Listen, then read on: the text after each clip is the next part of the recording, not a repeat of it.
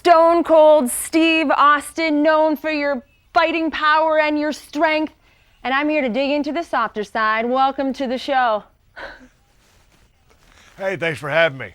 Now, first of all, we got to hear about your show because, I mean, Broken Skull, the mother in me, the future mother in me is thinking, oh man, that sounds violent, but you make it sound like it's just a lot of hard work.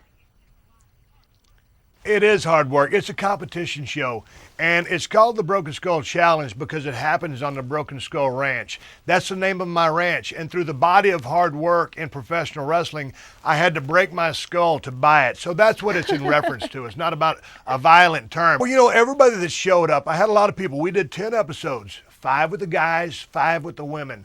And I pulled from the world of CrossFitters, Tough Mudders, Spartan racers, MMA, pro wrestling, pro football players. And the guys and the gals were people that loved to challenge and loved to compete. And so this is the kind of competition show where it's a real deal. There's nothing fancy. It's gritty. It's down and dirty.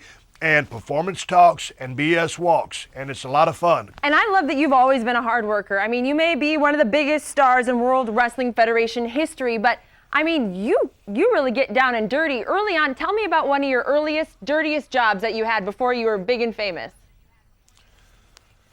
Oh, well, you know, I always worked on the highway department in my summer jobs in high school.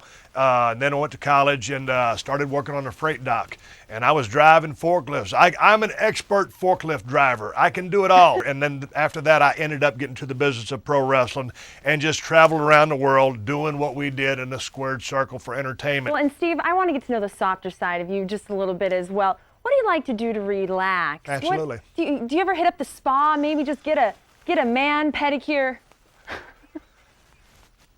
I got a mani-pedi with my wife twice.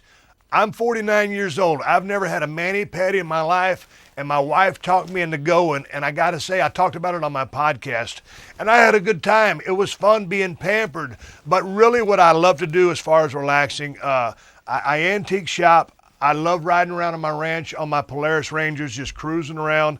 I love to look for arrowheads on my ranch. I try to read. Got a short attention span. Reading doesn't really work well for me, and I still love to hit the gym and try to stay in shape. And okay, antique shopping. Back up a second. What have you bought at an antique store? Are you like into vases, maybe some old quilts? No, it's a little bit more macho than that. We're going to talk about my softer side, but I love collecting old porcelain enamel signs, a lot of stuff from gas and oil.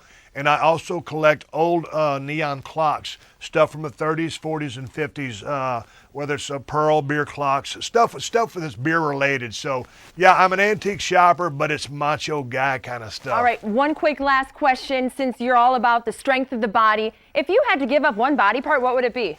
It has to go. I'm gonna cut it off. God, man.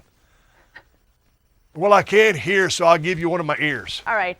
Great, thank you. I appreciate that. That's a good man right there. And don't forget, all of you guys out there to check out Steve Austin's Broken Skull Challenge on CMT starting July 6th.